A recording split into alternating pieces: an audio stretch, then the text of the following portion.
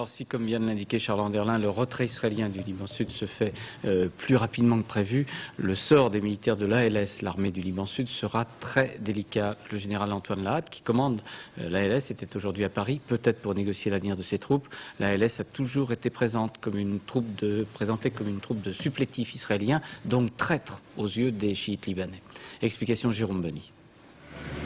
Ce furent d'abord quelques milices d'autodéfense chrétienne, des milices auxquelles s'intéresse l'armée israélienne après l'occupation du Sud-Liban en 1978. Équipés et entraînés, ils deviennent une armée de 3000 hommes, l'ALS, armée du Liban Sud. Chair à canon contre les miliciens chiites du Hezbollah qui menacent en permanence la sécurité d'Israël. Leur champ d'opération, une zone tampon de 850 km² établie par Israël à sa frontière nord. 4500 casques bleus y patrouillent sans pouvoir mettre fin au pilonnage et aux embuscades du Hezbollah. En janvier dernier, les miliciens chiites réussissent à éliminer le numéro 2 de l'ALS, Akel Hachem. Pleurs d'un côté, réjouissance de l'autre, c'est le début de la fin pour les milices pro-israéliennes. Ceux qu'on a appelés les harkis d'Israël ont aujourd'hui la peur au ventre.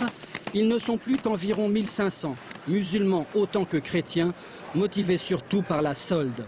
Avec le retrait des troupes israéliennes, ils sont livrés à la vengeance du Hezbollah. Leur chef, le général Lahad, réfugié à Paris, affirme que ces hommes ne déposeront pas les armes, mais les désertions sont quotidiennes et les tractations vont bon train pour obtenir des visas, français notamment.